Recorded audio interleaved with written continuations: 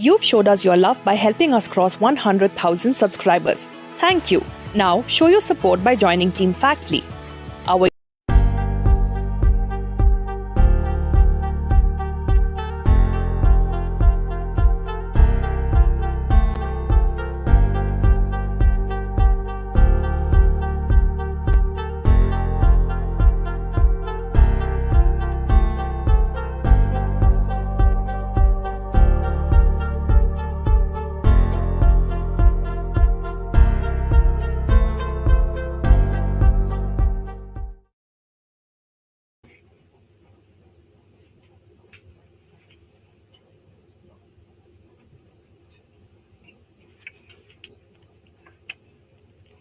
Hello and welcome to the 19th edition of the Factly Digest. I'm Parvati Mohan and I lead the audiovisual production efforts here at Factly. For those of you joining us for the first time, the Factly Digest is a series of lives that we do from our studio. It happens once every fortnight, and it's in a sense, it is a series of updates that we get from our colleagues across the different teams that work at Factly, like Fact Check, Newsroom, Tech, and others. And it's not always strictly an update special. For instance, the last time we did a year end wrap up of sorts of 2023. And even this time, in both the segments, we do have something very interesting coming up. You will find out more about it, of course, as you stay with us on this live. A quick note that our memberships are live on YouTube on our English language channel. And do consider joining. It's a way for you to show your support for the work that we do. And do please also leave your questions in the live chat to the side of your screen or wherever it appears. And we will try to take them through the course of this live. And if not, you're always welcome to leave your questions for us on our videos and DM us on social media or comment on our posts there. So, without further ado, we will get into the first team that we have a representative of that team joining us here, and that's the fact check team. Joining me is Harsha. Hi, Harsha. Hello, Parvati. So, what have the last 2 weeks been like? In terms of the kind of stories that you debunk, the larger themes in the misinformation spectrum. So, if you remember, last time we talked about uh, uh, informed, different kinds of fake news over the last year. And some of them are planned, or some of them are unplanned. Like this fortnight, we got some two unplanned events. One of them is Japan earthquake, and the other one is India Maldives room. And the other planned event is fake news or misinformation around Ayodhya Ram Mandir. So coming to Japan earthquake, on January 1st, we got this unfortunate earthquake on some parts of the Japan. So and as soon as the earthquake happened, people started sharing the old videos from not only from uh, old videos from 2011 earthquake and some other Yeah. periods, and they are also shared other floods, landslide videos from other countries as well. So they share it out of desperation, and we actually anticipate it, and we are ready to counter this misinformation. And second one is this India Mall is for the audience who are not or uninformed about this event. So on first week of January, Indian Prime Minister went to Lakshadweep, Yeah. and posted some pictures of this beaches and wanted Indians to go to Lakshadweep. So after this, some three ministers of the Maldives, they tweeted some negative comments about the Indian Prime Minister and India as well. So following this, Maldives government took serious action and suspended those three MPs. So following this, there is some social media Yeah. what going on between India and Maldives. So in this context, there are some fake news going around, like Maldives president publicly apologized India with folded hands. But actually Maldives gave some apology, but it's not like the Maldives president. Not the tweet that they showed on Not that social tweet media. Yeah. that went viral. So and second one is they mysteriously linked this Modi's Lakshadweep visit to the Italian Prime Minister Giorgia Giorgio Meloni. Meloni, Like yes. she also started loving beaches after Modi went to Yeah. Maldives. It started as a meme, Yeah. but then people started believing it. Yeah. So that's why it's critical to debunk memes as well sometimes. And next one is Modi on the image. Even though there are images of Modi visiting Lakshadweep available on Twitter on his Twitter handle, people started generating AI images and sharing them as real images. So, and next one is Ayodhya Raman, misinformation around Ayodhya Raman. Like there is some misinformation around the idols, like this Mm. is the picture of the idol that is going to Mm. be placed in the temple. And the next one is that some mysteriously fly Jatayu boats which Yeah. were extinct came in the Yeah. Ayodhya recently. Actually, there are old videos of some eagles like Himalayan griffin vultures, Mm. and there are also visuals of crowd doing Kalash Yatra. Actually, there are some yatras going on in Ayodhya, but these are not the visuals of the recent linked to the recent Ayodhya Ram Mandir inauguration. Yeah. All right. That's as far as the update goes, of course. But this time you have more than that planned. There's a specific type of misinformation that you want to address on this platform. So take our viewers through it. This week we want to talk about health misinformation, particularly regarding this miracle cures.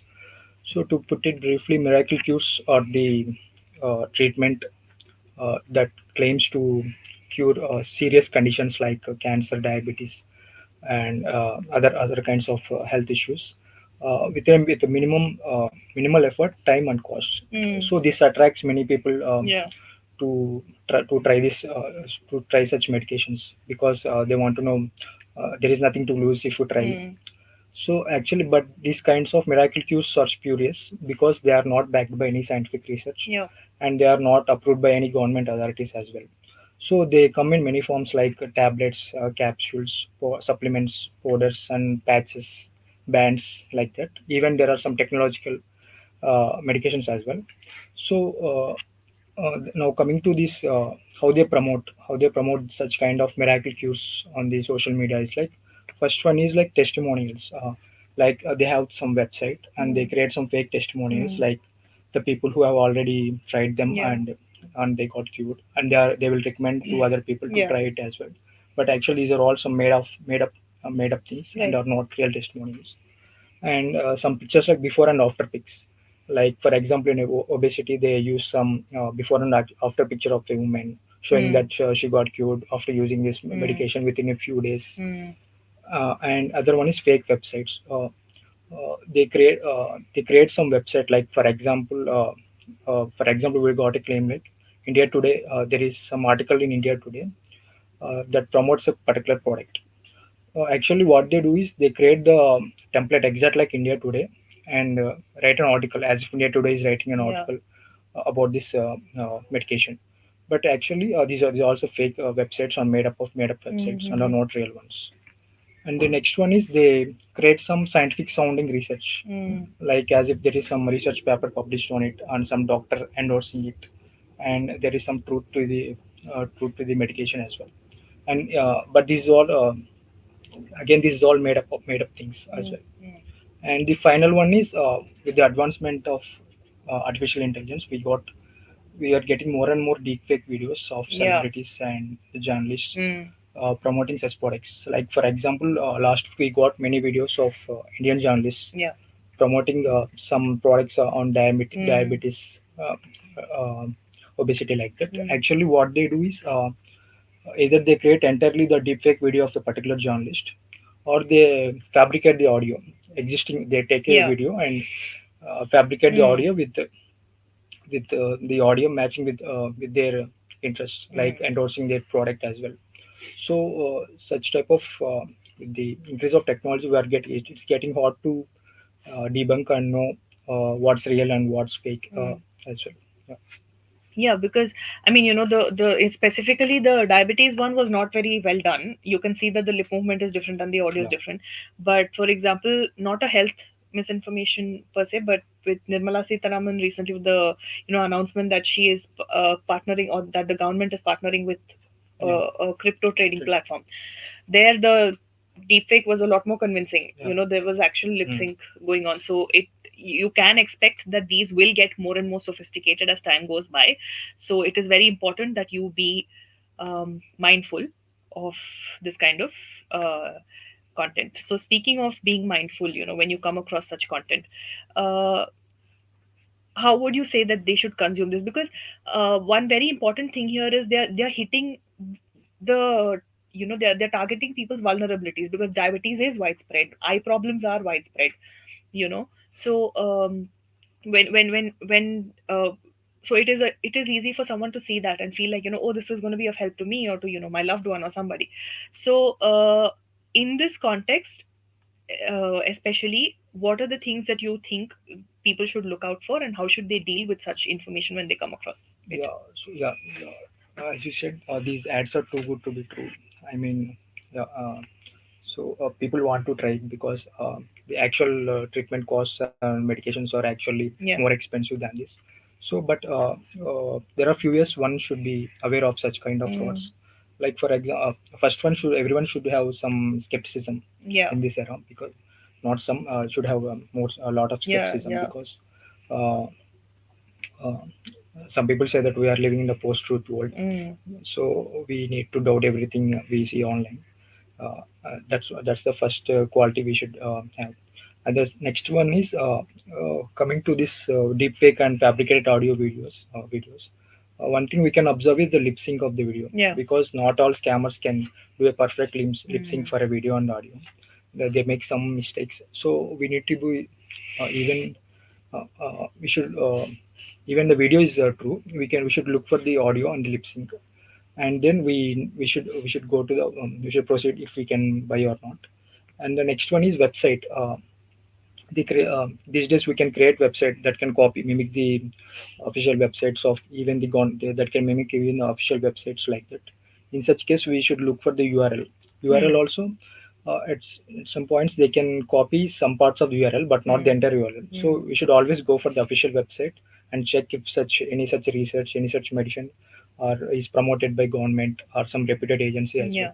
And finally, we should always consult Mm. doctor before taking any treatment medication as well.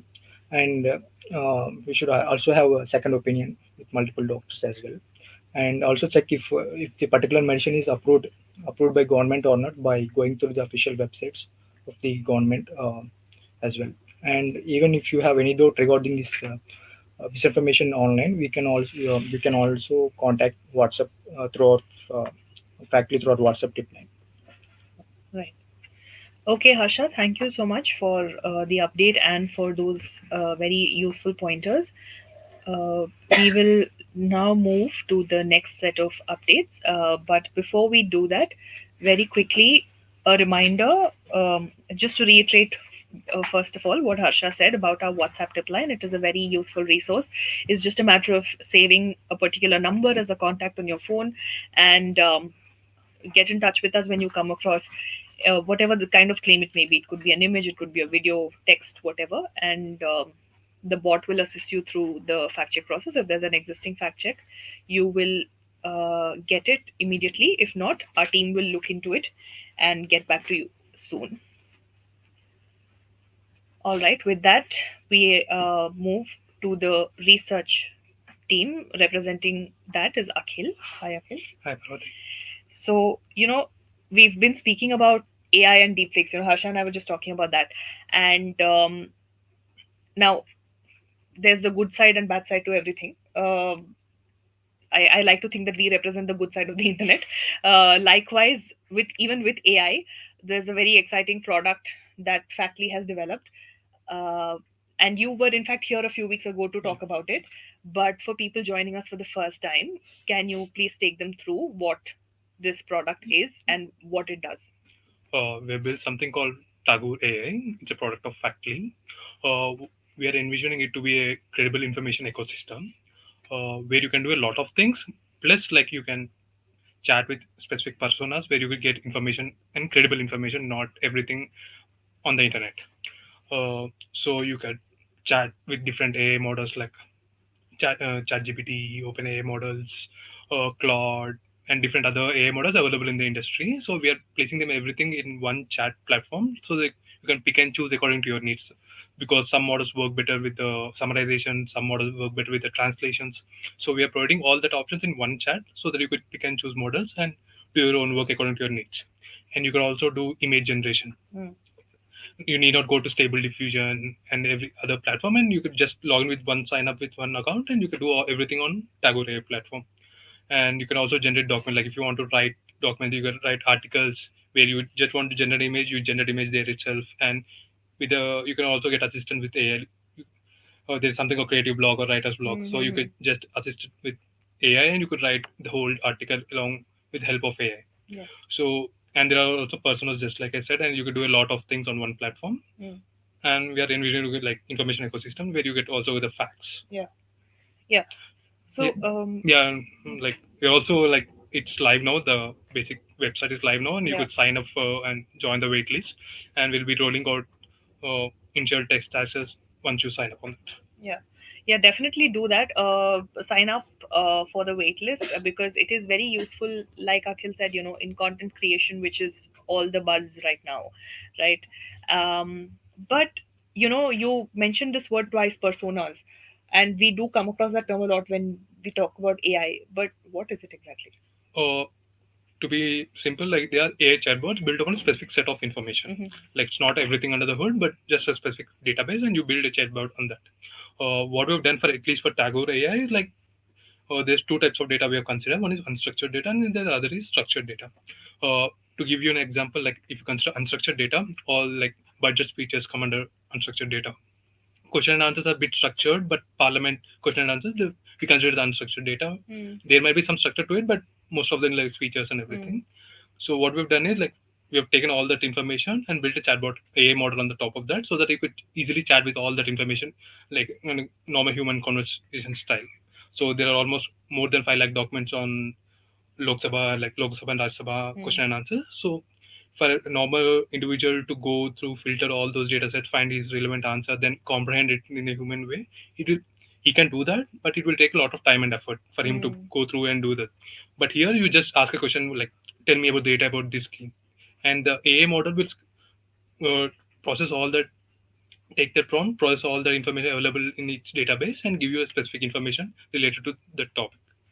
How these personas we are building and different from other chatbots is like we have restricted to specific set of information where it can go through and find it information. For example, if you take search fact check, we have built it on the all the claim review database. So when you ask for certain question, like it will just check that claim review database for it. So if like in the last live I've given you an example, like if you ask for PM tractor Yojana, it will just check for PM tractor in that specific database. Whereas if you ask the same question in Bard and everything, it will check the whole internet. Yeah. And when it comes to the whole internet, there are a lot of like Harsha was mentioning, there are a lot of website, Yeah. scammy website. So it will take information from there too. So it will Right. tell you that oh this scheme is there, you can apply and everything. Whereas if on the claim on the Tagore app, then when you ask the search fact check, it will tell you no, there are a lot of fact checkers who have already written this Yes. about this scheme, and it will give you all the links to that specific factor so that user can just go there and look all the information there. Yeah. Great. Which really brings me to my next question, which is what, of course, you mentioned it in a nutshell, but what is it that really sets Tagore AI apart from other AI applications? Uh, One like just I've said, like there's the unstructured part where we take a lot of information. There's also structured part to it.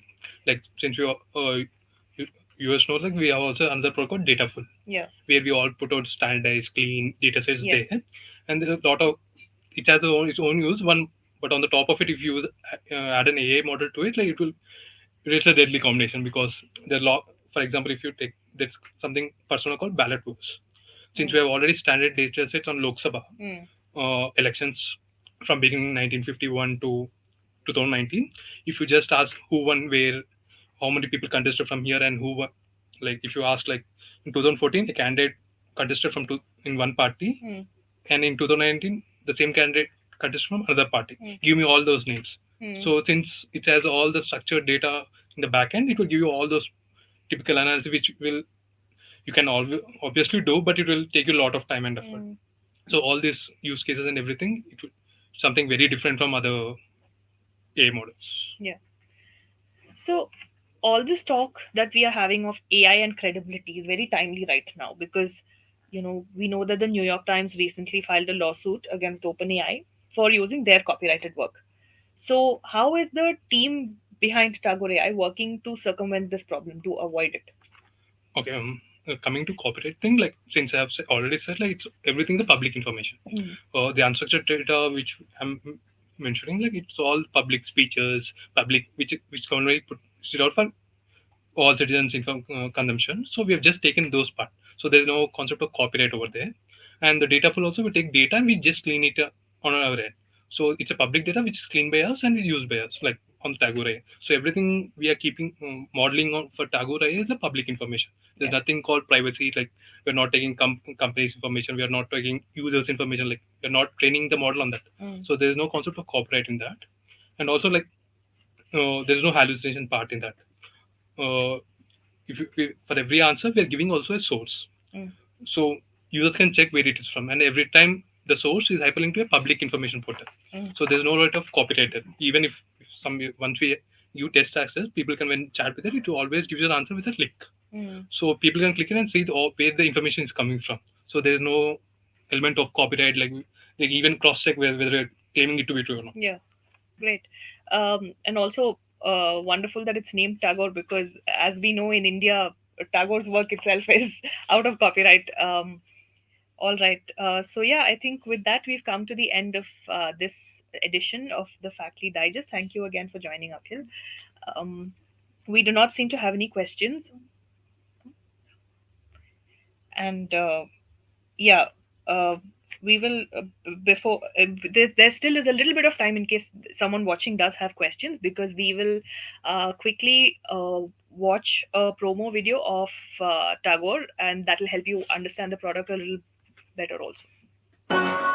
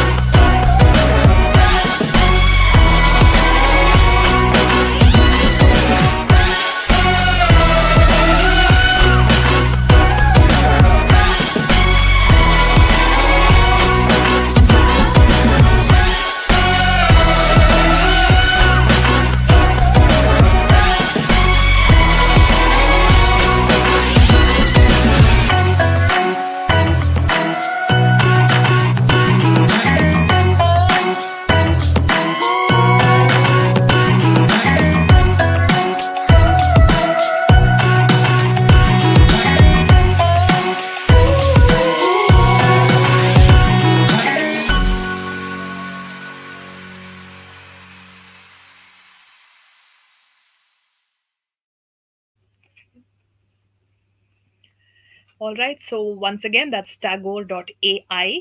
Do go to the website and register yourself, um, and uh, make use of this resource that we've worked very hard at making available to you. And yeah, so we'll with that we do come to the end of this edition, and we hope to see you the next time, which should be the 25th of January, and again around the same time, 6 p.m. IST. And until then, follow us on social media, subscribe to our YouTube channel if you haven't already, and consider joining our memberships. Reach out to us through comments on videos and posts, and DM us all of it, all of the works. As you can see, we are across social media platforms at Factly India, and our website is factly.in. So do also look at the articles that our teams are producing every day. And that's it for now. We hope to see you at the next edition of the Factory Digest. And of course, in the meantime, through the work that we put out every single day on all these platforms. Thank you.